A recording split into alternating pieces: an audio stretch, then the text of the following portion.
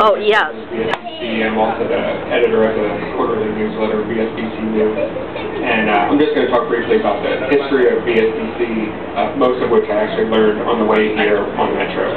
So, VSDC has been around for 80 years.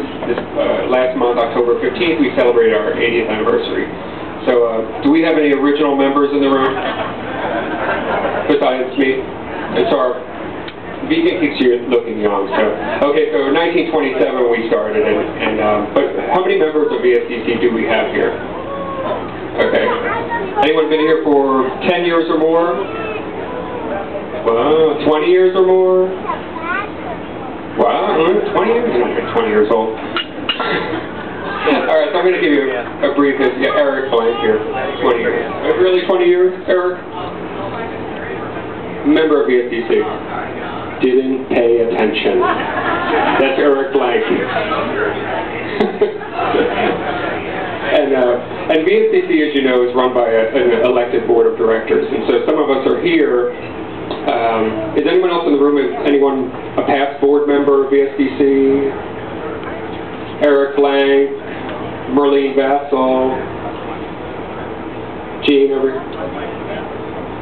okay, so we have a few of them in the room here, so welcome to all the past board members. So like I said, in 1927, VSDC began, and it was a group that was started was heavily influenced by the Seventh-day Adventist group. And the first 30 years or so of VSDC history is kind of lost.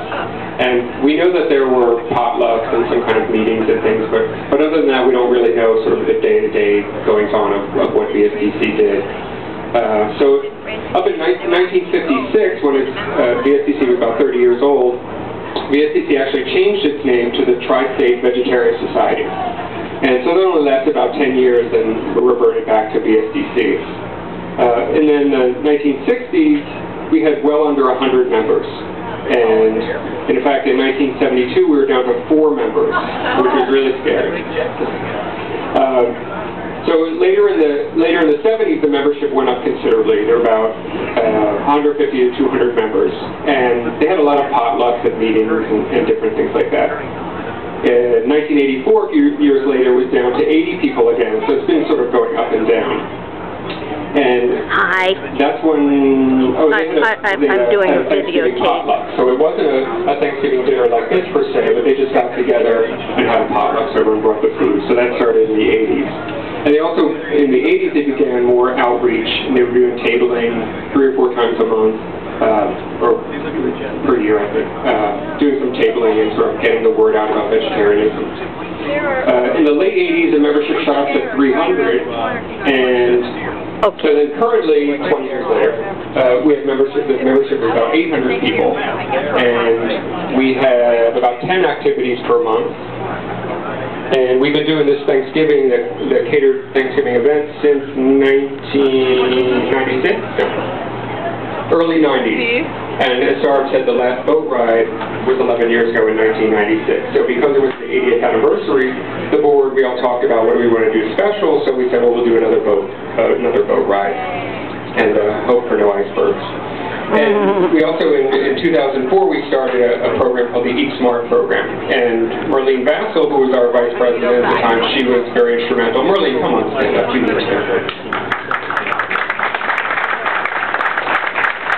So Marlene was instrumental in starting our Eat Smart program, which is an outreach program to teach people, to give them, empower them to eat better food, to give them cooking skills, to teach them about nutrition, teach them basic health.